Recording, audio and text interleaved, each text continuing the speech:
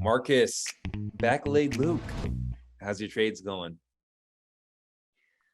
What trades? It's Just having fun staying poor over here. Me too. Marcus? yeah, I'm back in Colombia. Low cost of living, stacking sats. Let's go. Great. Yeah, excited for this one. I think over here I'm looking outside. It's nice and sunny. Sean, I see you're wearing like black leather, thick coats and stuff. It's probably freezing on your end. Yes. Backlayed loot. I don't know. Yeah, are you enjoying the weather over there, wherever it is? I wouldn't say so. It's gray, rainy, cold, typical Swedish winter weather. Add some energy crisis on top of that, and I'm in heaven, right? Right. Yeah, you're gonna have to start burning real coal in your living room to stay warm out there. Burning logs. Yeah.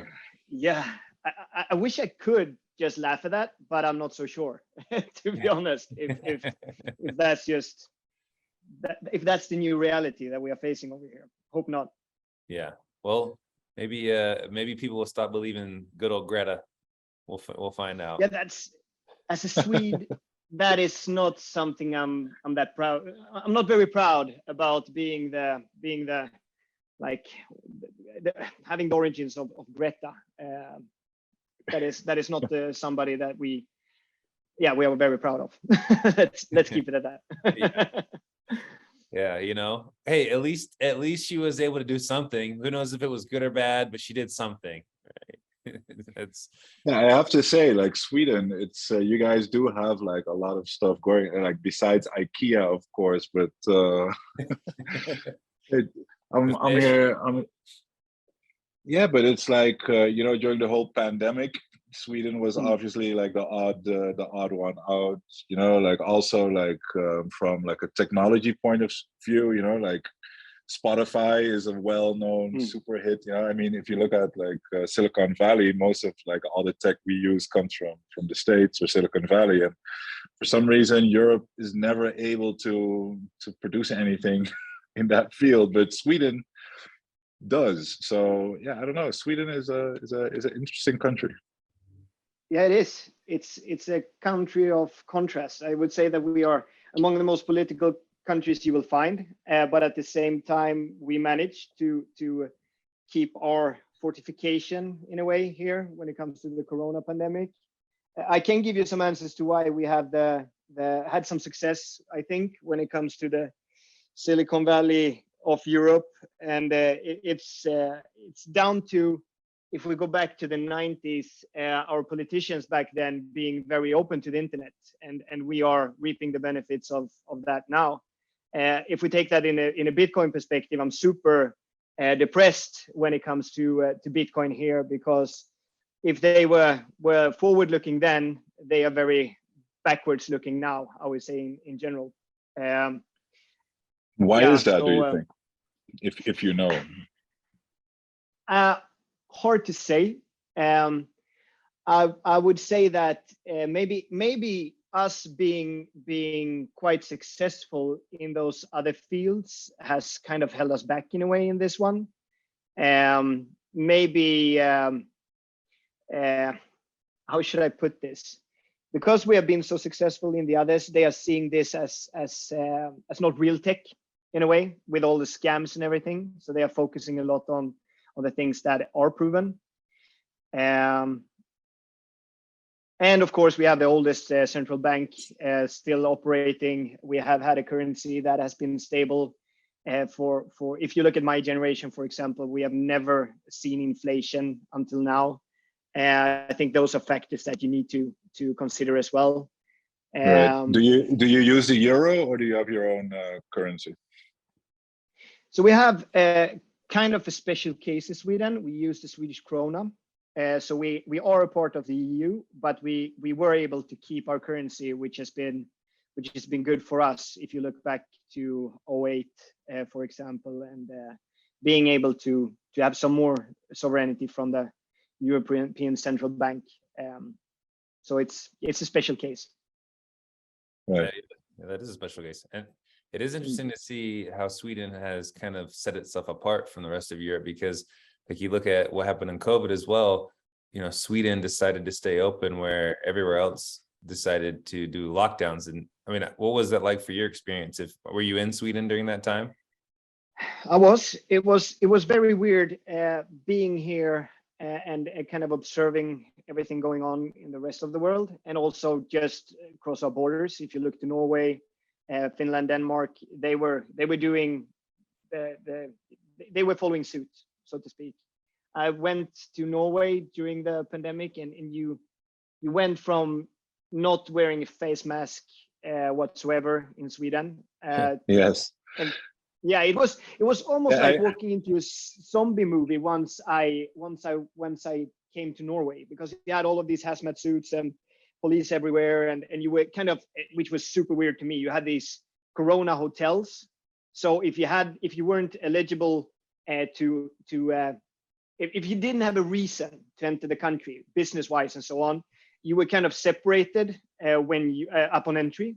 So the ones that weren't allowed in, they were being shuffled away to a Corona hotel where they had to stay for 2 weeks. The others were guided to the right, and they were allowed in. Yeah, it's not something that I expected to see. Sorry, I remember it well. No, that's okay. I remember it well. I was in Amsterdam, and it was so weird because, you know, we had like at a certain point like this evening curfew where you weren't allowed outside anymore after 10 o'clock. Yeah. And, you know, like all the restaurants and the clubs, they all had to close, you know, so there was like no more parties or nothing going on. And then you look on Twitter and you saw people there like, I'm in Sweden and like Corona doesn't exist over here. You know, people were just like partying and sitting on terraces and stuff. It was just like so weird, such a weird experience. So yeah, I was it was like it didn't exist over there. It was crazy. I remember too, because at that time I was in Spain and I was in the Canary Islands off the coast of Africa, right? And I mean, it's perfect weather year round. And out there, to even walk outside, like if you wanted to walk to the park, you had to put a mask on walking outside by yourself. Yeah. I was just like, all I want to do is go outside and get some fresh air. And if you don't have a mask on, I mean, there's policemen everywhere, and they can do whatever they want to do to you at that point, right? Normally they just give you a fine, but you're seeing all these videos of policemen doing other things besides giving fines, and you're just like, it's not worth it. So the trick out there was to go to the beach. That was what you had to do, is go to the beach, and then they didn't make you wear a mask. But science, Sean. Yeah, you have to listen to the science.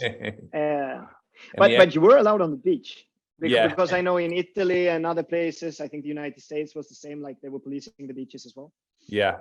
I remember seeing a video online during Corona, and I think it was in the United States. They put up some dummy doll or like a scarecrow type of guy, and they put him fishing on the beach and like fake fishing off the side of the beach, and he was by himself, and it was just a dummy doll. And then they show 4 policemen walking up to him, and then they realize that it's not even a person. Oh, that's great. I thought you were going to say that. I remember seeing a video where it was like a skate park, and they were using like this big excavator to fill it up with beach sand so that people wouldn't go and skate there anymore. Crazy stuff. Unbelievable. Yeah, but Sweden was completely opposite. So I was kind of looking with envy towards Sweden, you know, thinking, hey, but I'm just really curious, like, did the general Swede also just look at it as if like, okay, you know, the rest of the world is crazy and we know what we're doing? No. I would say that the Swedes, if we wouldn't have had our laws protecting us, Sweden would have followed suit as well, just like the others.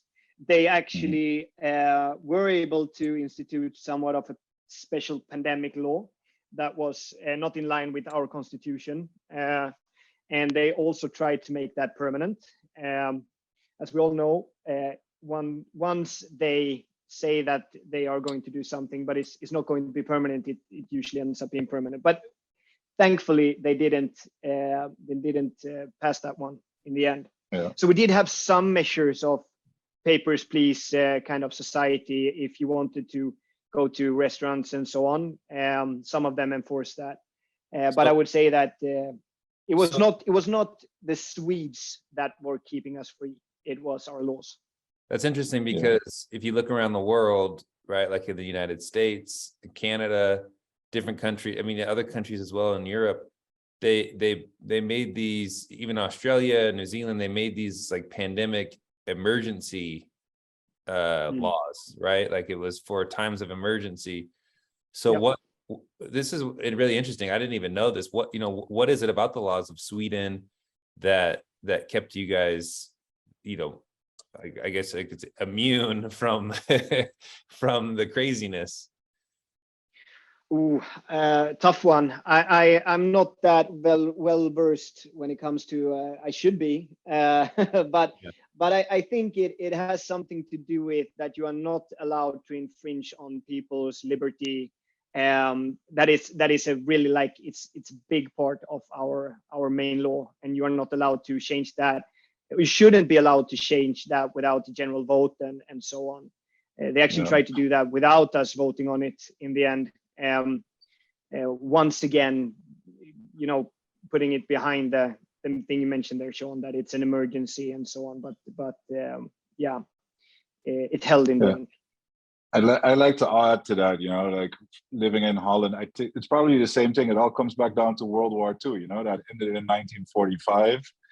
It's almost 100 years ago. So most people, pretty much everybody who even survived it was just a kid or a baby. So, and coming out of World War, there were these things like this never again, so the strong men who created those good times, to come back to that saying, back then, they made these laws about, your freedom and papers, please. We don't, we want freedom, and we don't want people coming up to us and doing no papers, please. I remember in Holland, it was like when they first mentioned that they were going to put in the curfew, it was like, we haven't had a curfew since World War II, so we will never, this would never happen. It would be like the most radical move in, since World War II. Like, why are we doing that for? Is COVID worthy enough to put in and everybody was like, no, but it's this tactic they do. They'll first present it, no, we're never going to do it, but 6 weeks later it was there. And it just seems like the people who are alive now, those laws still exist from back then, but the people who are alive now are willing to change those because we don't, we never experienced, or we don't know why those laws are so important, and I feel that just reflects the time that we're living in. They say the best lesson of history is not that you actually learn from history, but it's that we're doomed to repeat history's mistakes. Right.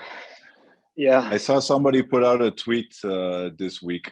I'm not sure how it was written, and I don't even remember who wrote it, but it was something like, we're so comfortable having the government control us now and tell us to be like, we need to protect you, and we need full transparency of what you, the citizen, are doing, so we can protect you and make sure you're not doing anything bad. But we are paying them so much money, and in taxes and whatnot. We're the ones that's supposed to be getting full transparency from them, and we should be checking them because that's where most of the big corruption is going on. But for some reason, we managed to let them flip the script on us, and here we are having to, give transparency over my purchase of anything over 600 euros or whatever it is. Well, they are up there wasting money, basically. Anyway, we can talk about this forever, right? We have talked about this a lot, and honestly, we could and I can just make a small addition, like, to the thing that protected us, for those curious, and did some Googling here while Marcus was talking as well. But we when you are changing the I don't know if you call it the constitution, our main laws, basically in Sweden, you need to have two separate voting occasions, and in addition to that, there needs to be an election in between. So that means that it's really hard to make those kind of changes, and that is as far as I know what kept us from doing this infringements on people's liberties. That's maybe where we are different. That's really cool. That honestly reminds me of Bitcoin's protocol, right? Like when you introduce a BIP, like it's very hard to actually change anything in Bitcoin, even a soft fork. And that's for good cause, because if you lay down a good backbone, if you lay down something strong, a good foundation, then you shouldn't have to be changing it all the time, And so I think that's what's good about Bitcoin. Obviously, Swedish laws, there must have been something that when Sweden was founded, that they're like, hey, this should be hard to change. And that's even the United States, that's what we've been under the impression of. And they decided to make emergency measures, and some thought that was good. Others, like myself, thought that was infringement upon rights, and were looked at as conspiracy theorists. So, like, if people want to call us whatever they want to call us, right? Some people call me QAnon or whatever. It's like, dude, I don't even know what that is. All I know is I want to be free, and I don't want some government overreach. So, getting away from all this, I guess I should say, let's focus more on Bitcoin, which Bitcoin is freedom. When when all of this COVID stuff was happening, is this when your eyes were open to Bitcoin, or how does your story, your Bitcoin journey fit into all of this? Or were you looking at Bitcoin way before any of the COVID stuff? Well, I'm absolutely no OG. It was during the 2020. I would say that I'm about the same. I'm the same class as Michael Saylor. And after hearing him talking about when his eyes were open, I would say it was kind of a similar story for me. When that all happened, we were down. It was in March, right? I think when it came to Europe and so on. I had heard about Bitcoin, but just in passing, and dismissed it, as we all do in the beginning. But I was in a situation where, for the first time in my life, actually held some assets, and I think that's quite key. So I was invested in the stock market. Had worked hard for a couple of years, had something to protect. Saw the stock market crashing 30%, I would think it was, in a week. Thought that was super reasonable with everything going on. What made me think was when you had that retraction, when it was this K-shaped move back, not only bounce back up, right? Exactly. Yeah, exactly. So the recovery didn't make sense to me, and I was thinking to myself that this can't last. We have locked down the world, basically. Our supply chains are being disrupted. This valuation shouldn't hold. How do I protect my asset that I've worked so hard for? And that took me down, like, that was the first step towards the rabbit hole.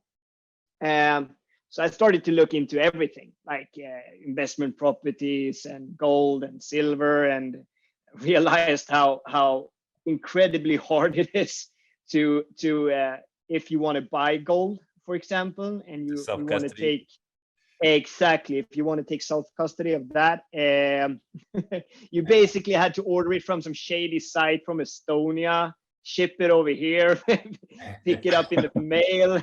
I mean, hey, everything's cheaper in Estonia. I lived there for a little bit. Everything's cheap out there. Yeah, I can imagine. I've never been, actually, but it didn't sound like a viable solution. And I also came to the conclusion, like, if I need gold here, we are going into Mad Max society. I hope that's not the case. I'm not sure I want to be a part of that.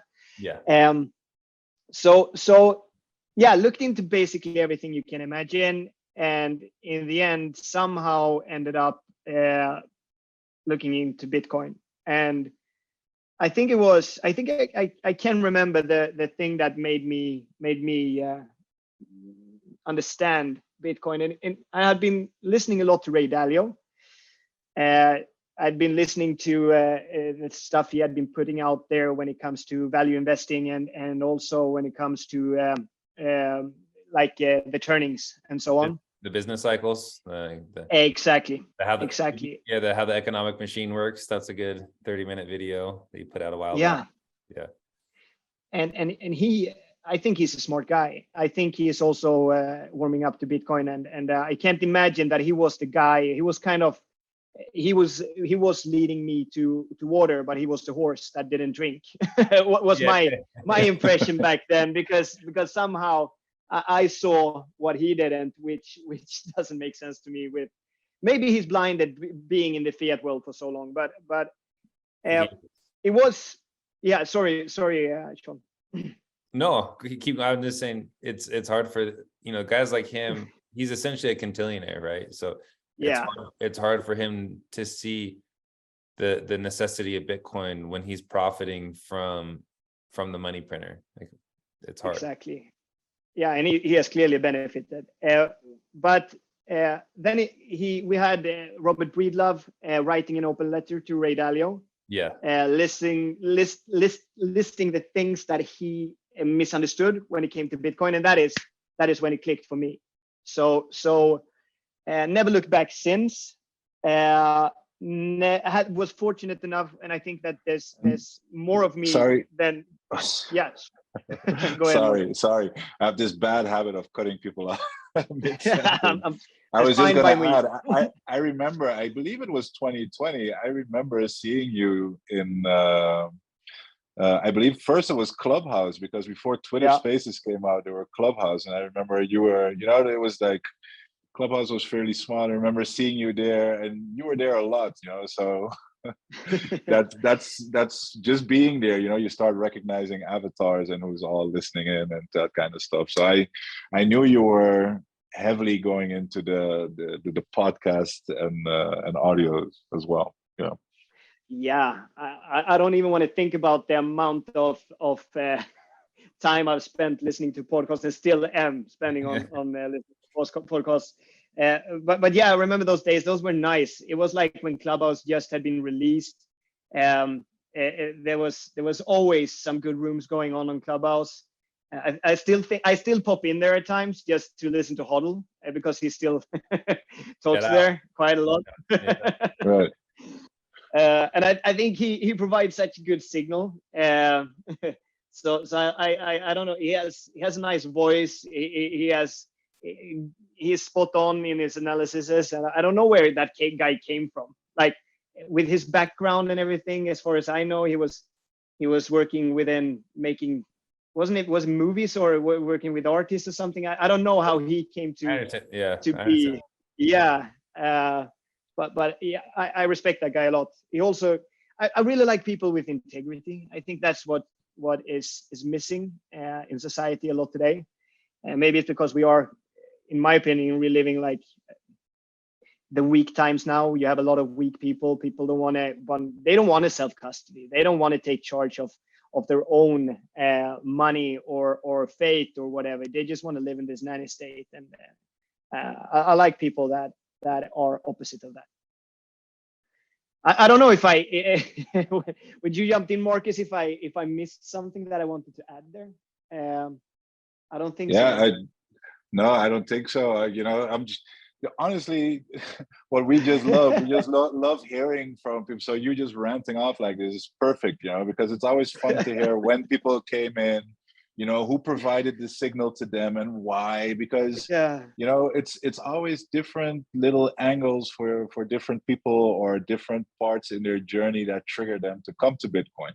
And I think about this a lot, if you're new coming into Bitcoin right now, one of the hardest things in the beginning is finding that signal and separating it from the noise. And at first you have to listen to both to be able to recognize it, right? Because you can have people tell you, listen to Hodl or listen to Breedlove or listen to Sailor, but then there's like, but what about all these altcoins, and what about Ray Dalio, and why isn't Ray Dalio seeing it? So maybe he's a smart guy, maybe there's a reason, something that you're missing, Luke, and I want to find out what Dalio is saying. I mean, there's no way around it. And I really believe that everybody has to, listen to all the angles. And as most Bitcoin maximalists do, they spend a lot of time. And if you listen to the anyway, everybody has to do that for themselves, and eventually you have to make your own decision, and and your own weight your own pros and your cons against each other, and find out what according to you is signal and noise. However, if somebody's coming in new today, they can skip a lot of that noise by you recommending certain people that you found were good listens. It can help people find the signal faster, I believe. Yeah, I think I agree. And I think one of the hard things is it's really interesting because a lot of us Bitcoin maximalists, we disagree with each other on things. And one of the things is who do you even listen to, right? Like, yeah, a lot of people say, oh, well, American HODL, he's a simp for whoever, right? And everyone else is simp for everyone else. Pump. That's literally what I was thinking just now. He started to do this thing with Pump just recently. Yeah. Where I'm like, how can you, Pump is definitely such a guy. I mean, the opinions differ on Pompliano, Anthony Pompliano. Do you know who that is? He did? Yeah, I absolutely know who Pomp is, but what did he do with him? They're doing they're doing a thing where they're working on self-custody, they're doing a course, basically a free course for people how to self-custody Bitcoin. And which is great. At the surface is great, right? Because we all think self-custody is important. And but to do it with Pump, to me, it's like, okay, fool me once, shame on you, fool me twice, shame on me. And like, we all know that Pump has been pushing all these extra side hustles during the bull market, and then all of a sudden he wasn't such a Bitcoin maximalist anymore. Now that everything's going down, he's like, yeah, we need to focus more on Bitcoin education and Bitcoin self-custody. And we're like, oh, I'm so happy that Pump is, seeing the light now. And then we're going to look like idiots again, like giving him all this credit and building up his clout again so that when in the bull market, he can use that clout again to steer people away from Bitcoin again. That's just, it's hard. It's hard, right? It seems really obvious to me not to give that guy that kind of podium again. So do we have a word for that? Like the guy Pump is, because I remember when I got in first, he was quite Bitcoin only. And that was before the bull market really took off. Then he started doing BlockFi and stuff like that. Right. But there should be a word for that, right? When you're moving, when it's a bull market, then you are full steam altcoin ahead, and then you are back to becoming a maxi when it's the bear. Well, yeah. Do you have a suggestion? I don't know. Is there a name for it? If anybody listens to this, maybe that's something we need. We need a word for those kind of guys and gals. Some people just call them. Yeah, exactly. Yeah. Like I'll think build different. Yeah. Exactly. Instead of like a toxic maxi, what would they be? A floppy maxi. Well, they're worse. It's not just like they flip-flop, a flip-flop, right? It's like a flip-flop maxi. Yeah, I think that works. Let's stick with that for now, Sean. I don't know. Whatever. It sounds too much like Lamar. Lamar does the yellow belt maxis. I don't know. Whatever. Which I don't like that term. Here's what I will say is, Pomp has a huge audience, and he's like the guy that a lot of people when they're first studying about Bitcoin, somehow they get introduced to Pomp because he goes on CNBC. He has a huge following already, a ton of subscribers. So I get where American HODL is coming from, where it's like, okay, well, if Pomp's gonna do this, at least let's make sure he does it right. And that doesn't mean that he's always right.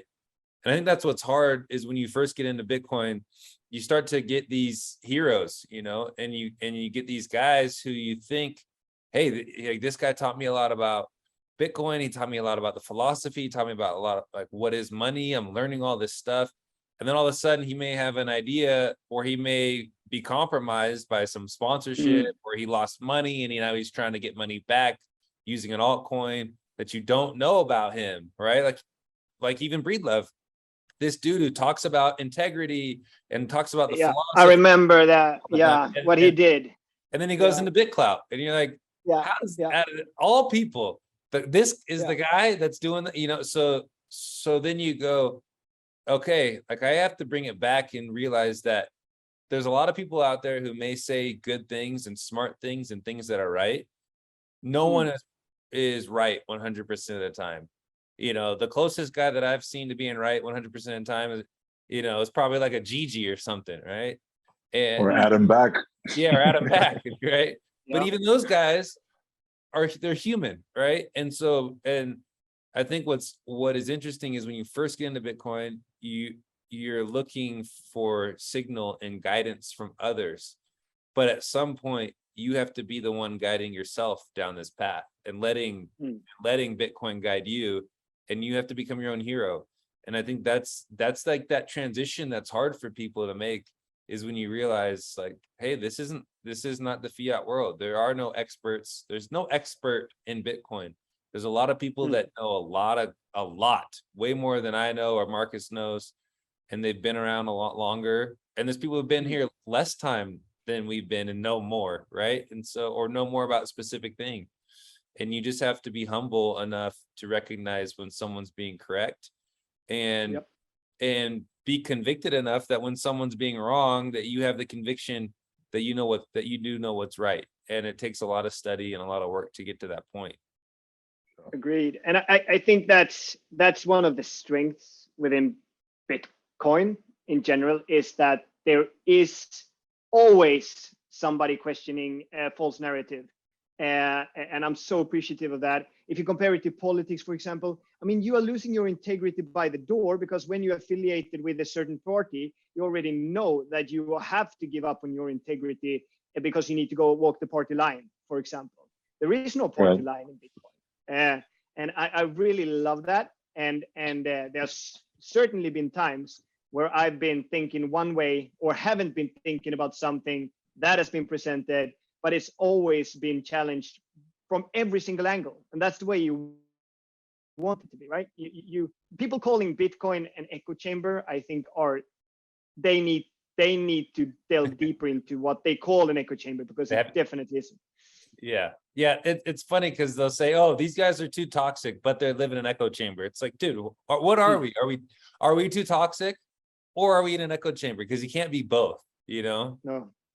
And it's good. It's good to have, you know, one thing that was a big echo chamber was, you know, was the Plan B stock to flow model, and it was good that you had a guy like Corey who was pushing back on that. So, you know, I thought that was, it's always interesting when you get things like that we all widely accept, but is it just some trope that we're accepting, or is it reality? And we have to make sure that we're basing what we accept and what is true on things that we can verify, which that's what's cool about Bitcoin, is you can verify at the base layer what Bitcoin actually is. Yep. So Luke, coming back to your story, right? So you were there in 2020, and you know, same timing as Sailor. It was after COVID hit and the market was rebounding and going up, and you're studying all this stuff and you're listening to Breedlove and Huddle. I mean, do you remember, or can you describe a little bit how your understanding and developed of Bitcoin, and maybe also like if your conviction, how that developed? Were you ever strongly, do you have a strong conviction in Bitcoin, or has that changed anyway during the bear market, or how do you view things right now? And where do you? Stronger it's than a ever, very baby. broad and open question, but you know, just to get a little bit more feeling of how that journey went, because I already honestly forgot like how I used to look at Bitcoin in the early years, because you know, it just changes over time and you get so much more information that it's very hard for me to go back now and think like, what was I thinking at that point? So if you're a little bit closer to that point still, even though it's already like 2.5 years maybe, but yeah. But my short answer would be, and what I would tell and am telling anybody that wants to listen is that my faith in Bitcoin and the importance of Bitcoin is stronger today than it was yesterday, and it was stronger yesterday than it was the day before. And that's not because that's because I always try to kill it. I mean, I always, if I want to, if there's any vulnerabilities in Bitcoin, I want to attack them head on. I want to see them. I want to understand them, and believe me, I've been exploring anything that I'm able to explore. And I'm super sure in Bitcoin. My conviction is super strong until proven otherwise. I think I'm. And I think this is important as well. What are some of those attack factors you're thinking about? Can no, I? But there's always. Yeah, sorry, Sean. I was gonna say one thing too. I know we're keeping you off. Stop saying sorry. Yeah. Right, I'm not actually that sorry. I'm not that sorry. Okay. You said like your faith, and I think it's interesting because you don't really even need faith in Bitcoin. It's like it's the opposite of faith or belief. Like faith is what you have to have in the fiat monetary system that we currently live in. You have to have the faith that the central bankers won't hyperinflate the currency. You have to have the faith that your bank won't seize or freeze your account. You have to have a faith always in a trusted third party that they won't take advantage or manipulate your money at the base layer or in the intermediary level. You have to have the faith that remittances will work across, cross-border payments, all these things. And with Bitcoin, you don't have to have the faith in any trusted third party. You don't have to believe it. Like, you just have to go in and you can verify that there's 21 million Bitcoin. You can verify that there's Bitcoin in your address, that it's actually there, that someone has sent it to you. You can verify with confirmations, like transaction IDs, all of these things you can go in and verify on your own for very cheap, and anyone can do it. And once you get a node, you can do that whenever you want to.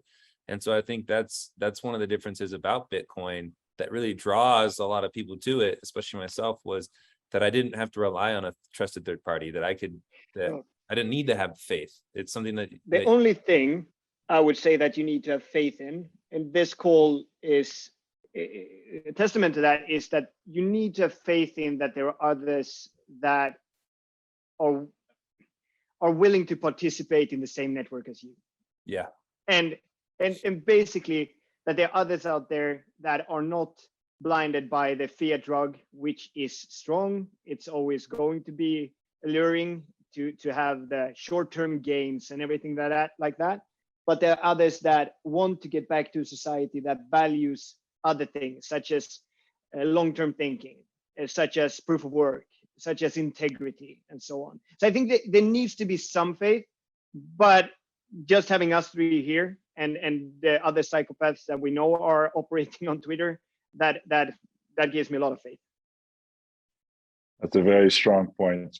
It was also something that I realized coming on Twitter at a certain point when I was like, they were just like tweeting like, doesn't matter how far the price will fall down, at a certain point I will buy all the Bitcoins, and people are saying like, I know that there's enough crazy people around me that will always accept my Bitcoin, and then the amount of responses and how that community has been growing over the years, to me, that's the ultimate floor, right? Yeah. And I actually went to, I don't know if I went to your capital, Marcus, Amsterdam, because I felt like I needed to experience it for real, to meet with other Bitcoiners, for the conference, the Bitcoin conference. Yeah. So I went to Amsterdam 2022, and it was, let's say that is something that needs to be experienced. I think it's the same goes no matter where you're going. If you're going to the Riga one, or if you're going to Miami and Pacific Bitcoin or whatever, but just to be among other people that are optimistic, especially in times like this. Don't forget the having party. Yeah, I heard about that one, John. Since I participated here, do I get the free ticket there? Or you have to remember that everything is super expensive as a European right now if you're going to the States or. Talk to me offline. We'll at least get you a discount, dude. Send me sounds two. good. Sounds Send me 2 sats, and I'll double it for And send it all good. So if I buy 1 ticket, I'll get 2 back. back. Yeah.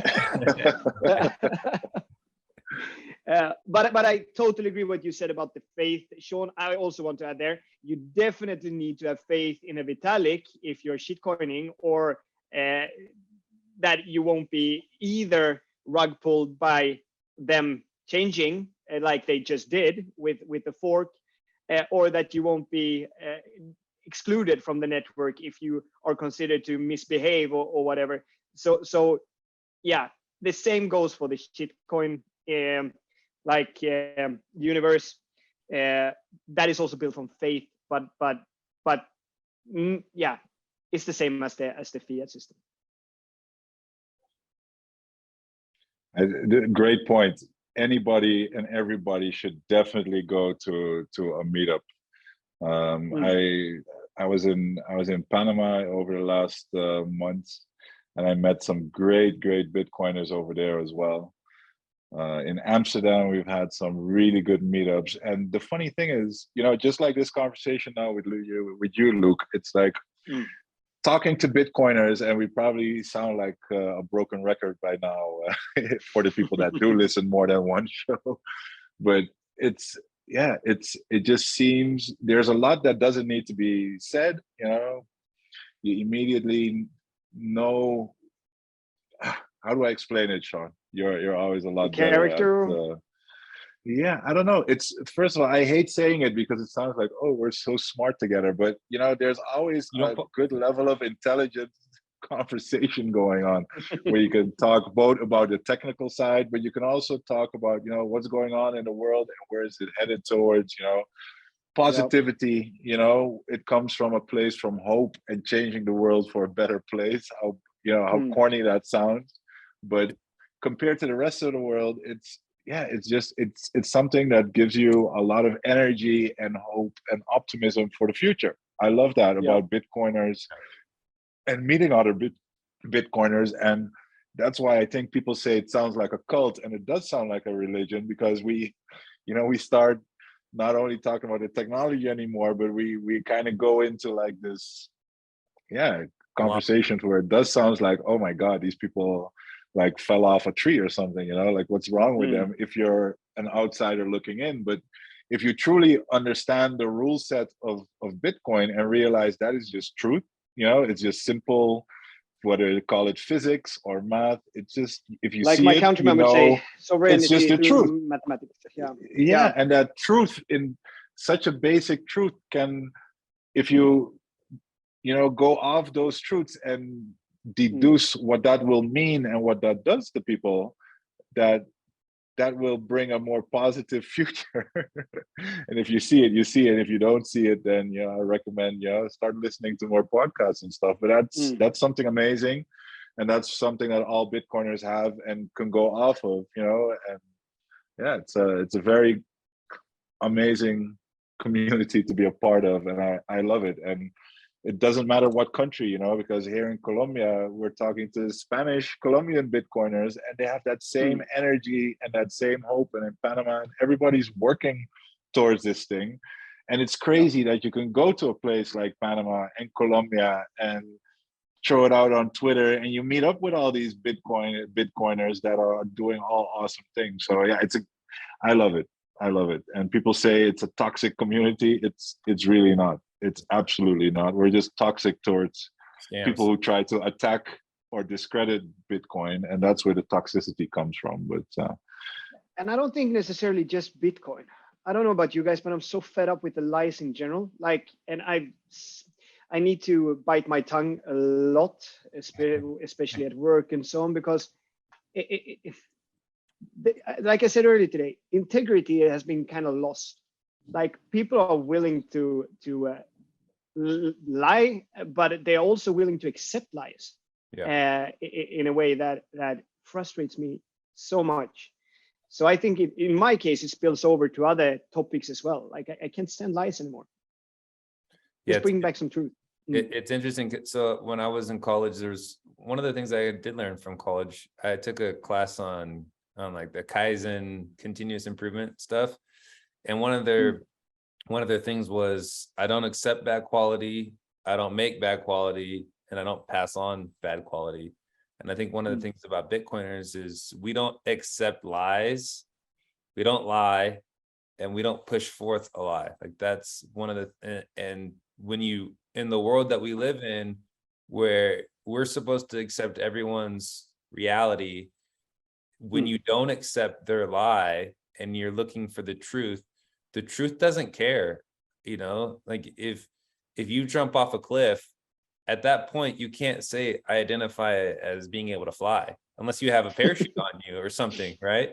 The truth, like this is true physics, this is mathematics, and the truth does not care. And when you print trillions of dollars and you shut down an economy at the same time, truth doesn't care about what you think inflation should be or how you try to manipulate interest rates or whatever you want to do. Truth does not care. And it's the same thing with Bitcoin, that Bitcoin does not care because Bitcoin is truth. And that's what we're all looking for, I think, is we're people out here that we've realized we've been lied to. We work every day for this thing called money. And we're trying to figure out what is money and why do we accept this paper or this digitally modified numbers on a screen. Why do we accept those as money? And why do we accept that as payment? And why do other people accept it as payment when it can be manipulated? Shouldn't we receive payment and accept payment and price things in something that's truer, that can't be manipulated? And I think that is like the reality. That is true reality. And so a lot of people look at us as being toxic because we don't accept the lies that they try to push forth. But it's not our fault, right? You can't blame someone for not accepting a lie. You have to look at yourself in the mirror. And I think that's, you know, that's where we get into, it's like a mixture of this society that we're growing into, where there's so many people want to identify or accept lies, and we just won't do it. So it's fun.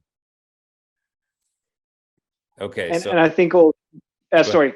No, go ahead. No, I was just going to say, and I think that is also why we are seen as the toxic Bitcoin maximalists, because the rest of society are focusing so a lot about feelings, and you can't say this or you can't say that, and here you should say, like, come on, like, I don't care about your feelings. If you are putting out the blatant lie there, I will tell it to your face. And I don't think we should. That is not toxic.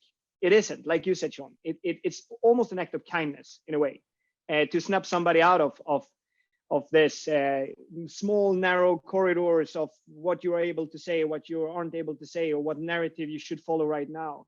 Bitcoin is not just an attack on the monetary structures that we have today. It's also a way of fighting back against the lunacy that we have been experiencing. Just look at the 2 last years.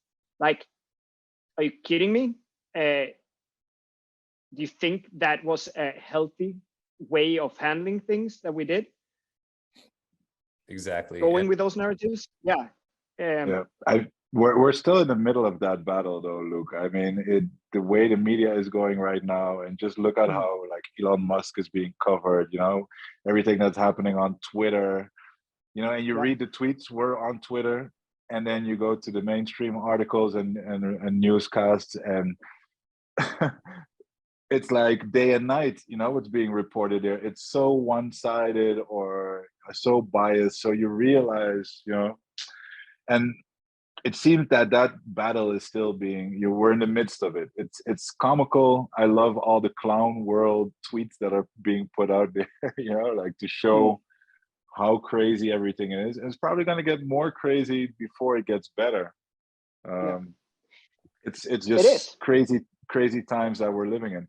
And even just now, only now, you're starting to see some critical reflection and stuff coming about, you know, stuff that we've been calling out. And Bitcoiners, I mean, they do live, you know, like a year or two in the future in calling stuff out, you know. And that's fun to see. And then literally in the newscast, you'll hear like, nobody saw this coming. It's like, what? Are you kidding me? We've been tweeting this for, you know, like, and wow. Up on Bitcoin Twitter, we would have all seen it coming. Yeah. So given it a lot of more time, you'll see that sanity comes back a little bit, also in the mainstream discourse.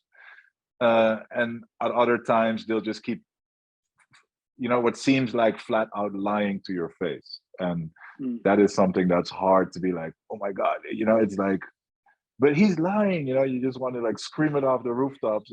But it's the emperor with no clothes. I just wish I get to witness that moment where like the median person is yelling, but wait, the emperor doesn't wear any clothes, and the rest are like, no, he isn't. Like, I hope that isn't too far away, but at the same time, I'm quite scared that it might be that we just have to mentally prepare for being in this clown world for it's gonna happen. For It's some gonna time. happen. It's gonna happen because a lie that's big enough, small lies might be able to live forever. A lie that's big enough cannot last forever because it affects too many people. And that's when you think about what central banking is, it's a lie and it's theft. And so that can't last forever, especially when you have a solution that will replace it. That's working. I think that it will. Sadly, I think it will be able to live as long as the system maintains itself. Like, I would say that no matter like what you are, what you want to focus on, what you think is important in life, and if it's the climate or if it's, you name it. My thesis is that it all boils down to the money if you want to fix it, so to speak. And I think that the problem here is that so many people have fed themselves this lie. They have bought into it, and then bought into it into so much that it's a Stockholm syndrome kind of way. So in order for it to be, for most of them to be able to snap out of it, it needs to break. Like they need to feel real pain in order to kind of snap out of it. I hope I'm wrong, but they need to get rug pulled like I'm FTX. It's like FTX is like has a US entity. It's never gonna come down. And then, oh my God, I just lost all my money. Yeah. Maybe I should have self-custodied my, and then on a global scale. All those countries like Argentina and Venezuela, you don't have to convince people to buy Bitcoin over there because they know. Out here in the West, or most listeners are probably out in the West, we still have full faith in the dollar and the euro, and my money is safe in the bank, so. And until we go, until those currencies start like inflating faster and faster, and more banks are going to collapse, more people will wake up. I think that is the best. You have to burn yourself on the stove to learn. Yeah. Okay. Well, Lucas or Luke, we have 3 questions that we like to dive into towards the end, and we want to make sure we can get these in. So we're going to get straight to those. So question number 1, what did you read or listen to, that like made you finally swallow the orange pill when it finally clicked for you for Bitcoin? I think it was that pod with Breedlove, with his open letter to Ray Dalio, and I actually think that was on Pom's. It was on the Pom's podcast. Yeah, so I have to give him some credit there as well for giving Robert that audience, because I think that was before Robert were going mainstream as well, or mainstream, but Bitcoin mainstream at least. But that is when it clicked for me, and I was fortunate enough to never having to dabble with any shitcoins to learn. So I also think I have Saylor to thank quite a lot. The way he uses his metaphors, and I think I bought my first Bitcoin just a month before he announced the purchase for MicroStrategy. So yeah, I feel blessed in that way that I have never touched a shitcoin. I never intend to, awesome. And glad to not having to be rug pulled to understand what this is, what the differences are. Man, that's cool. It's funny because there's so much good education out there, and if you can get to the right education right off the bat, and you don't fall down like the crypto influencer route, then you don't have to get rug pulled, and you don't have to go through those pains. You can learn from others' mistakes. And so, dude, congrats never buying any. Thanks. That's awesome. And one, yeah, I'm super pleased about that. But another addition maybe as well is about the protection of assets that we were talking about in my initial stages. I think that's a problem today as well, is that a lot of people don't have that many assets to protect. And I think that's a problem, because if you don't have anything to protect, you won't be looking for any solutions to protect the things you don't have. So I think that is also maybe it's not a risk or any threat to Bitcoin. It's just adoption would have been quicker if people actually had private property or assets to protect. So maybe I was fortunate there as well. Yeah, and if you live in a country where it's easier, that's the idea, right? Is get to a point where you're productive towards society. You have, as Preston Pish puts it, you have free cash flows, and that way you can actually save in Bitcoin. And that's true, right? If you aren't saving any money, that's the first step, is getting to the point where you can save. And then if you can save, and now every month you can save some, that's when you start saving it in Bitcoin. Yeah, DCA, baby. That's the way to go. Yes. Oh yeah. Okay, so question number 2. How do you see hyper Bitcoinization playing out? Do I get 2 answers here, like the way I want it to play out, but also like the way I think it will, which isn't that, it's kind of gloom and doom, I think. Let's hear how you think it will play out. Yeah. So based on the current situation, I mean, I'm definitely, I would say, on the left side of the bell curve. And I think that's good in my case, because I keep it easy or simple. But if we look at the world today, and if we compare it to previous crises, we have never been as global as we are today. We have never been so interlinked. And if you just go into what's that website called, where you can check like the national treasuries of countries and the debt to GDP and so on. I mean, just go in there and have a look. I think that paints quite a good picture.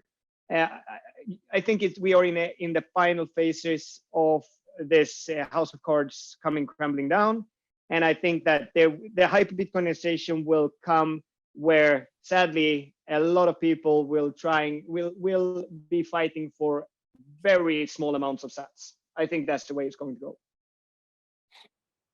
So are you saying there will be some type of hyperinflationary event or collapse? Is that kind of what you're thinking? Yeah, I think the threads are already starting to fall out. Some of us have already seen those, and they have protected themselves. Most haven't, and you will end up in a scenario where you are forced to try to find a lifeboat, but you're on Titanic, and those lifeboats are far and few between. Yeah, I mean, that's the nice thing about Bitcoin, right? You can divide it indefinitely, or infinitely. What's word there? Both. You can hear English isn't. Yeah. So I think that's the way it's going to go. You have, as far as I know, or the last number I read was like there's approximately 2 million Bitcoins that are liquid right now. Maybe that's even fewer, since there's been quite a large outflow from Binance and so on. But you will have a lot of people that previously were worth a lot of money in the fiat world that will be will be turning that fiat value and money into quite few sats in the end. That's the thing I think it will go. I can't tell you what it will be, because at this point it can be any of there's so many things that could go wrong right now. It feels like they are kind of dancing on a thread from the central bank sides. Yeah, it's pretty amazing to see how most people don't even think about like debt to GDP, those type of things that are going on. And I kind of agree with you. I think it's going to be a lot of pain for a lot of people. A lot of people are going to lose almost everything that they have due to a hyperinflationary event, and they don't even realize that's a possibility. it just Again, though, it's like if you don't have anything, then you're not losing anything. So if you work paycheck to paycheck, yeah, and will actually be good for those people. Yes, So for most people, right. it will actually be good, depending on the carnage that it will bring during that transition period. Because if history is our teacher here, there's a risk of it even becoming violent, and that scares me. That scares me a lot. And even to challenge it a little bit, right? I mean, if you're obviously, okay, you just mentioned that you guys kept your own currency when the euro was introduced, like in 1999 or 2000. I'm not even sure about the year anymore, but I remember switching from the guilder to the euro, and that was like almost like a hyperinflationary event, because the guilder was initially, it was like 1 to 2 roughly, but within no time all these stores had repriced their stuff to like the old guilder prices. So that means everything almost doubled in price in like a very short period of time, in like 1 or 2 years, and people were constantly angry and complaining about it. But in the end, we just transferred. So aren't the central banks just going to do that with CBDCs? They're going to be like, okay, well, the trust in the dollar is gone, but boom, here's a new CBDC, and you can trust this one, and we'll just extend the game again. Like, I think most normies are like, well, I don't understand it anyway, and we have to trust the government that they're gonna, fix the money, because we're all having. One thing that I've been thinking about there is that you hear a lot of people that haven't looked into Bitcoin. They've spent 5 minutes on it, and they are like, yeah, but can't it be hacked or stuff like that? I mean, I can tell you that the CBDC will most definitely be hacked. And I think there are going to be quite a lot of technically savvy people that are going to be quite angry in these times as well. So I see all of those discussions about the attack vectors about Bitcoin.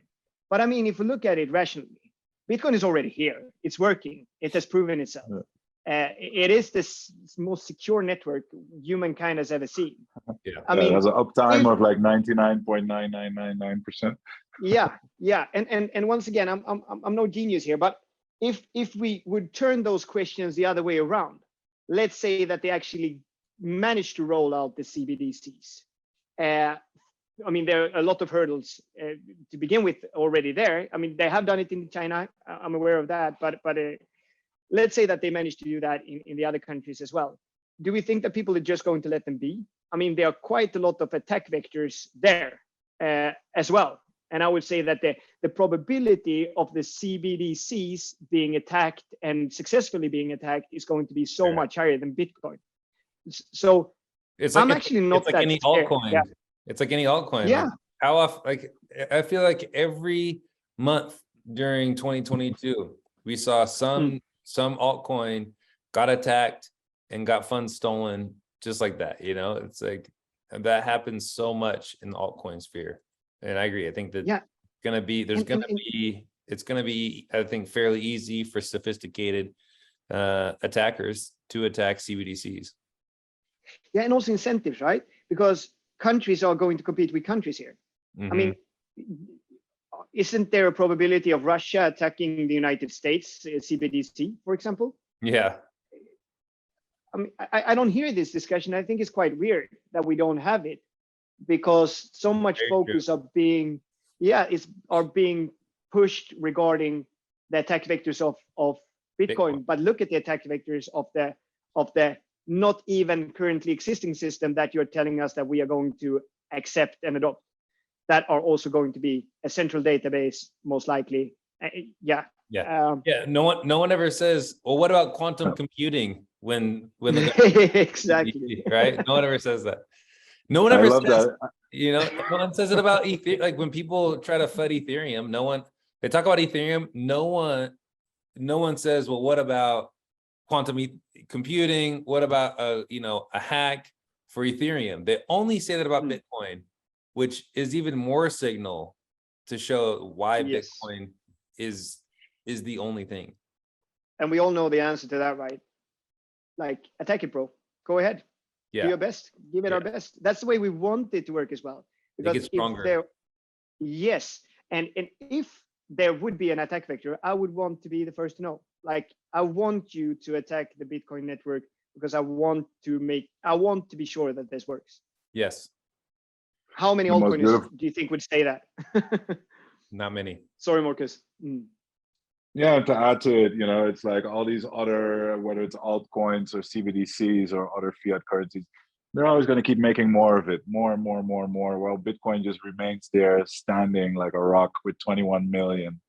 And around it, everything is just expanding. So ultimately, as everything keeps expanding and Bitcoin maintains its 21 million, that means that, whatever you price Bitcoin in, it just expands, so so if you price it in US dollars, the US dollar price will just keep expanding. If you price it in Ethereum, ultimately it'll just keep expanding in Ethereum as well. Everything trends So- towards zero priced in Bitcoin.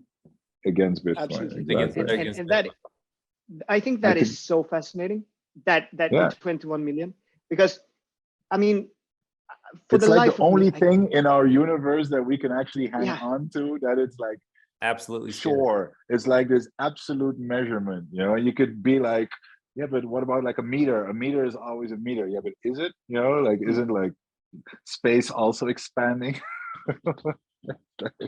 yeah, I would say that two things is that you will die, and that is a certainty, and then it is that it will only be 21 million Bitcoin, and the Bitcoin is even better than your life at Earth, because you can say with certainty that there will only be 21 million. You can say for certain how many are in circulation as of now, but you can't tell me when you are going to die. Not yet, at least. So I think people. And they say Sorry. Yeah, and they say that death and taxes are the only certainties, but maybe with Bitcoin there may not be as many more taxes. No. So maybe it'll be death and 21 million are the only certainties. Death Yeah. and Bitcoin. Yeah. Death and Bitcoin, I would change it to that, because you will always be able, when owning Bitcoin, you can do that already. You will be able to run from the taxes if you want to. I just want to correct myself a little bit, because I hated what I said just now. I said, but like space expands as well. That's not a very good analogy, but talking about a meter or a kilo or whatever it is, I mean, how much is a meter, right? If you have a ruler that is a meter, that says it's a meter, how do you know that's actually, behind the comma, or, behind the decimal point? How do you know that's actually a meter? You have to go to like some vault somewhere in Europe where there's like this standardized kilo or meter, and you have to compare it to that. So there's no way for you to verify that that meter is actually a meter. But with Bitcoin, we have like every 10 minutes you have settlement certainty of the state of the ledger, and I think that's a better explanation of why you can be sure of Bitcoin and you can't be sure of anything else in that sense. And for some reason, and I still don't understand this, people seem to find it so hard to grasp that fact that you have 21 million, that you have a ceiling here that is it's unbreakable, but they can't grasp that in combination with that there is no bottom, like that we have just decided on the 100 million satoshis per Bitcoin, that you can have million satoshis, and you can go as far as you want, and that is, for some reason, people can't seem to grasp that. I think people, and I don't. Yeah, I agree. I think people, like, you tell them there's 21 million Bitcoin, they have no idea what that means and what it's solving, right? Like they don't understand the importance of it. The same way if you were to go out and say like, we printed $6 trillion. People are like, okay, well, what does that mean? Like where you explain to them how inflation is theft. There's so many things that are going on, and there's so many lies that are happening that people don't even understand the importance of them, and why should there be a solution for the system? Like, why is the system a problem? Why is central banking corruption? Like, they don't grasp that, and you have to grasp the problem before you can understand what the solution is. And there's a lot of people that they may, even when you explain the problem, they don't understand the implications of the problem and how it affects them in their personal lives. And so people have to be affected personally to understand what Bitcoin actually means for them. And 21 million will mean a lot for everyone on this earth sooner or later. it just takes time for people to understand it, and it takes pain as well. The funny I thing think is this they'll is- understand it. Go ahead, Luke. No, go ahead. I can go after you. Go ahead. I was just gonna say people will know when Bitcoin is sitting at $1 million. They're Yes. like, damn, they're really what, and it'll just keep happening. But they'll say, And I missed it. They'll say, I I missed missed it. it. Yeah, now it's too late. Now it's too Then it'll pump to expensive. 10 million. And then they'll see that 10 million and at 100 million, and it'll just keep going. Why? Because, you know, productivity, human ingenuity keeps increasing. We keep, you know, so everything else will keep expanding. Yeah. And just Jeff Booth it's so has been great there. I think he's so good at explaining what you just described, Marcus. Yeah. That was one of those like aha moments for me when he explained the way that you have manipulated and taken away from the masses when it comes to the input that we have given, the efficiency that we have gained, and you have relocated that through inflation to a very few set of institutions and individuals.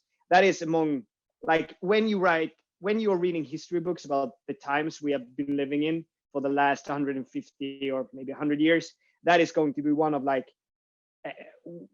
that was bad. That was not cool, man. that they did that. I agree. Yeah, Absolutely. Okay, let's finish it off with this last question. Question number 3.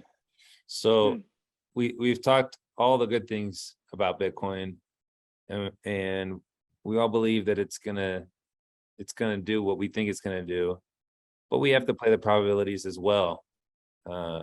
And what happens if it doesn't work out, right? So what do you see as the biggest threat to Bitcoin? That would be I'm going on a tangent now, but that would be hard, I think, for me, because I think, and I don't know if you two agree, but especially now when we have been experiencing the times that we've been through, with all the negativity in the world, Bitcoin has been like my signal. It has been what has kept me sane, and I also think that it gives me hope, because if you look at the other people living in our world, other meatbags walking around there, you can see how many of them that are depressed, and they are like deeply depressed. Yes. And I think it's because they are NPT. lacking that signal. Yeah, they don't understand what is happening around them. But I also am optimistic, because I know that as soon as they see the signal, that will change quite quickly for them. And I think that will hopefully happen. The biggest threats, I think it's a hard one. I mean, there's sitting here saying that it's going to hyper Bitcoinization, or that Bitcoin will be the new monetary standard with 100% certainty. You can't say that, because it's untrue. You could have meteorites hitting the earth. I mean, those extreme examples. But I've spent so much time. Yeah. But I mean, if that's the biggest threat. Yeah. Yeah. And honestly, I find that question hard, because I spent the last 3 years trying to debunk Bitcoin, and I still am. And it would take something really, really weird, in my opinion, for Bitcoin. We're not talking about the Black Swan event. In my opinion, it would be. But even if you would turn off the internet, right? Once you plug it in again, Bitcoin will start, ticking on. So yeah, I don't have a good answer for you there, Sean. Apart from that, I feel very, very optimistic, and Bitcoin has to succeed, because what else is there? There is just fiat slavery if it doesn't succeed. I agree. Bitcoin or death. Bitcoin or slavery. Yeah. That's what it is. That's what a lot of people don't realize, and that's why it's important to keep speaking truth, to keep providing signal to people who may not know, or the people who may be lost and trying to figure out exactly what's going on.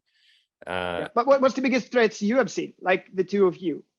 I would say what you mentioned earlier actually is a very good, could be a good if people just became apathetic towards Bitcoin and there weren't people who were truth seekers and who were actually curious about what's going on with the money.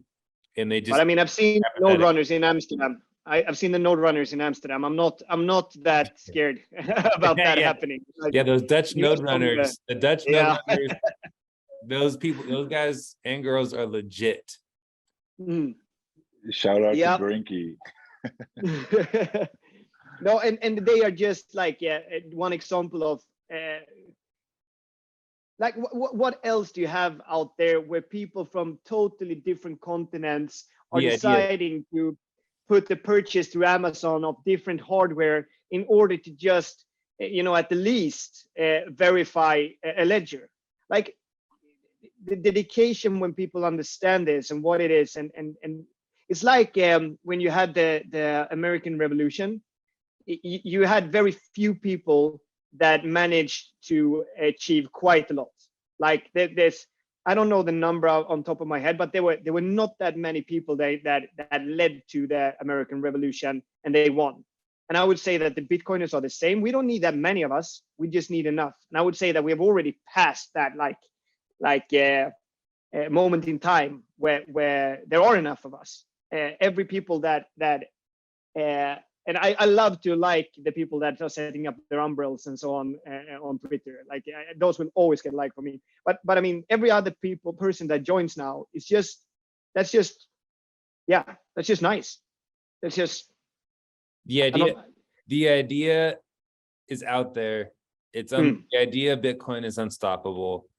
And there's too many people that decentralized geographically across the globe that understand the idea of Bitcoin now. And it's caught on like a wildfire, and every day it grows stronger. And there's really nothing that anyone can do to stop it. There will be attacks. There's been attacks, there's been government bans, there's been all types of things against Bitcoin. There's been people that try to hack Bitcoin. Every attack vector, every narrative has been played against. It's climate, all of this stuff. And it's grown stronger after every attack. And so the idea, I would definitely, I'm sorry, I'm cutting you off again. I'm trying to get a little thing in between there again. No, I just want to say, like, I am somebody who still thinks, that it helps to still orange pill people. And especially now, it's such a great time to do it now. It's harder to do it now. And I literally had the discussion where people say, well, now is not a good time because it's hard to convince people when the price is going down. Nobody cares about Bitcoin, but this is the best time. I know it's harder, but this is more than ever that we should be explaining people about the benefits of Bitcoin and what Bitcoin stands for, and I do not think it's that completely inevitable. I do think we've already won all that stuff, but people still need to be taught Bitcoin and be explained and we educated about it. And if you do 2 people a week or 2 people a month or only 2 people a year, it still makes a difference at this point. So we can speed things up, we can still change people's lives. So I would, call on everybody that's listening to do just a little, do one person extra, instead of being like, no, I'm not gonna waste my time on this guy because he doesn't get it anyway, or he's a shitcoiner or whatever. No, keep going at those conversations. We need that. We need more of that. And I think it's important to orange pill people not because of price. And I think that's like how I came into it. And maybe more people will continue to come into it because of price, which obviously we're just talking about. Yeah, it's going to $100 million. And we're talking about that like it's nothing. But the reason, like, why is it going to do that? And I think it's important to talk about Bitcoin as a tool of freedom and sovereignty. What happened if it doesn't? Like, I think that might even be a better conversation starter. Like, I will try that next time when Bitcoin comes up. Like, okay, I know what you're going to say now. You want to hear why Bitcoin is going to go to $100 million. But what happens if it doesn't? Yes. Like, if we just use Yeah, but we will. But if you have the And status quo that you have right now, and you Yeah. take away Bitcoin from the world, what would that world look like? right. Gold bug, like Yeah, and you would be required to have gold, and then you would be it'd be straight doom and gloom. There's no bright orange future included in that. Yeah. It's like taking you back to the 1800s before internet. That doesn't make any sense. one more other example I love so much is like, I'm born in the 80s, and when you would say, what are you going to do later? And imagine you're a millionaire, what would you do? And then it's like this infinite number, the millionaire. And Yeah. now people still say that, what would you do if you're a millionaire? But, if you have a millionaire, in certain Buy a cities, one-bedroom like apartment in Amsterdam, New York City. you can build like an Yeah. average, you can buy like an average house, you're not special at all. And if somebody would say out of joke, oh, that's like trillions of dollars, and like a trillion was like this quadruple Google kind of number, people would just say like $1 trillion and not even know what it meant, Unfathomable. Well, right now, that back in the day, $1 trillion was more money than existed in the world, all currencies combined. And right now, 2 years ago, they printed about $5 trillion in about a year or two. So that is why Bitcoin will go to $1 million, $100 million easy in probably most people's lifetimes, because from the 80s to now, look what happened to the money supply. It just went from like millions or billions to now trillions, if not 10 trillions, and we're looking at quadrillions. We're soon to see like the first trillionaire, like what is that even? Like, I mean, Elon Musk at the high point last year was worth about $600 billion, like it's insane. And it sounds insane. So it's not that Bitcoin is going to be worth that extreme amount of money, but it's just, the rest. Anyway, I've said enough.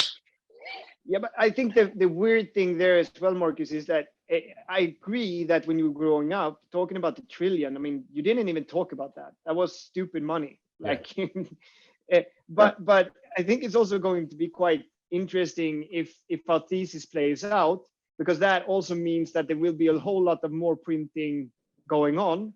And when you will try to like, you will have a period where you're still evaluating your Bitcoin in fiat money. And I think that will be through our lifetime. But it will also be so weird, because you will be like, do you see what I'm getting at here? That there will be so much fiat money connected to just one Bitcoin. Or you can price a Bitcoin in a house, how much houses do I get for a Bitcoin? One day you'll literally say, oh, what's Bitcoin's price in dollars? I'll randomly look that up. It'll go, oh, it's $150 million, whatever. You won't even care about it. I gotta be like, fiat, like dollars are trash. Like it's already a toilet paper currency, but the world hasn't caught on yet. And when the world gets on that it's absolute trash, that like it seems like it'll be some type of inflationary collapse where the dollar will be getting printed like crazy, and at the same time people will be selling off their Bitcoin, and then something will click and everyone will be like, wait a minute, this is where we have to put all our money into, and then it'll just take off. But in the absence of like this ultimate measurement tool, which Bitcoin is, it may have made sense to price things in dollars, but I think in 100 years from now, people will be like, how did that even work? Like you didn't have like this fixed thing you could measure, you can price stuff in. So they started pricing stuff in like something the government was able to just like print out of nowhere. It'll be so hard to explain. It'll see exactly. It'll be like, where were you? Like, were you guys living in the dark ages? Like, what was that even like? It was a guessing game. There was no signal. We were walking through a dark room without no flashlight, and that is basically how it's been. Just making up numbers as we go. 2%. That's the inflation. Like they came up with that in New Zealand. I think it was just an arbitrary number, and all of a sudden it's like, Yeah, that's a low enough number so that people won't realize that we are stealing their value over time. Yeah. And then they'll say, Yeah. oh, and then the banks could just hold your money from you. You had to rely on a bank to store your wealth. Like you weren't even free. They could steal your money from you. And so there's just so many things that Bitcoin solves. But Yeah. Interesting time, guys. And I also want to add there, I pinned a tweet. I can see here that it was the 27th of September in 2020, where it says like, if you love someone, you simply do not stop talking to them about Bitcoin. I think that is also something that I think everybody should do. Like if you care about somebody, never give up talking about Bitcoin with them, because it will make a big difference in the end. And they might hate you in periods, and then you need to be there and explain why you gave them that advice and so on. I'm guilty of it, but I'm quite certain that it will be a good call in the end, and that they hopefully one time in the future will thank you for it. Or at least they won't blame you, right? Like that's No. what I get worried about. Hey, I learned all this stuff and then I didn't share it. And then people come up, why didn't you tell me that? You know, it's like, hey, I told you guys plenty of time. I put my name out there. I've told everybody. So now it's like, it's not on me. This one's on you guys. If you haven't figured it out, because you know who to come to. I can come help explain things, break things down, and I'll be as patient as I have to be. And if I can tell you're genuine, you know, and it takes time. It takes time to learn about Bitcoin. It takes time to learn about the current fiat monetary system. And I'll be as patient as I need to be with someone who's genuine about learning. So it's a lot of fun to daydream a little bit about what that will be like in I don't know how many years, but I'll say this though, I'm happy we get to like do that right now with guys like you and many other plebs on Twitter and in different countries. It's one of the things I love doing most. So yeah, I think it's been another fun conversation, and happy to meet you this way, Luke. I think it's one of the biggest gifts I get to do right now in Bitcoin Twitter is just meeting people like you and other cool plebs, and whether new or old, but you know, we're all here, you know, on the same mission, fighting the good fight, and it's an honor. So thanks a lot for coming on and making the time to come on and chat with us. The pleasure was all mine, and there's so many topics we haven't covered today either. So I just love talking about Bitcoin, and it can take you in so many directions. But it was super fun, no script, nothing, just the way we like it. Talk about Bitcoin and let it see where it takes us. And it is the good fight, Marcus. It absolutely is. One more was really One more quick question. Do you have an engineering background? No. No engineering background. I have an academic background. Did study macroeconomics back in the day. There we go. Yeah, and finance. I was so So I have a finance background, and I was so frustrated because I couldn't get it to make sense. Didn't understand why then. Probably didn't score that well on that exam, but now I do, because it's not supposed to add up. It's supposed to generate debt. That is the way it's built. It's fake mathematics. Yeah. It's like it's like those Escher, or what do you? Yeah, I think it's Escher, MC Escher, right? Who makes those impossible shapes. You know, if you follow the stairs around like this square, then it looks like the stairs are going down into eternity. Yeah, yeah. So you can make those kind of drawings, but in economics, you know, you can try to, you know, go around corners and explain this that way, and then go around the other corner and explain that, and then you come around back in the loop, and you're doing like this weird.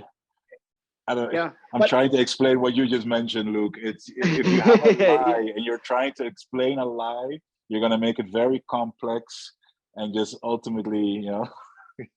But here's one for you. It'll still be a lie.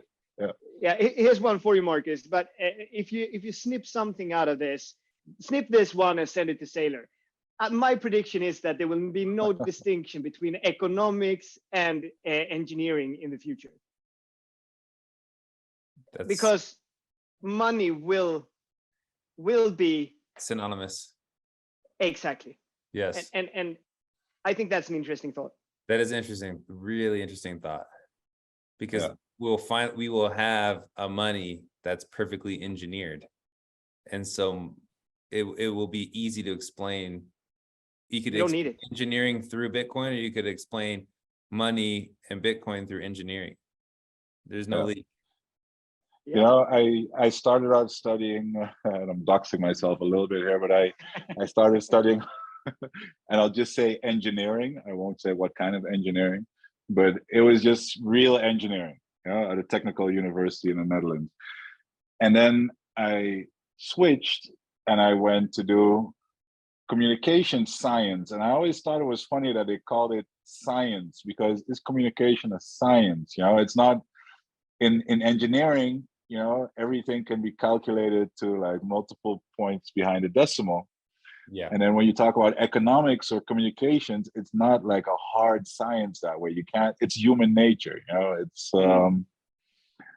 so it's always, yeah, it's a question that always comes back to me, you know. So when you say economics becomes like physics, yeah, that really resonates with me, because that's how you can bring it back, right? You know, like, an accounting to me is more closer to a hard science. You know, it's like it's a zero-sum game. It has to add up. But when you start talking about value, that becomes subjective, right? Because value doesn't exist outside the human experience. Yep. Exactly. Okay. Well, It's a construct, and economics is also a construct in most ways. Sean has to go back to his basketballs. I can sense it. Yeah, I've heard that everything is basketball. Though, everything so, is man, you guys.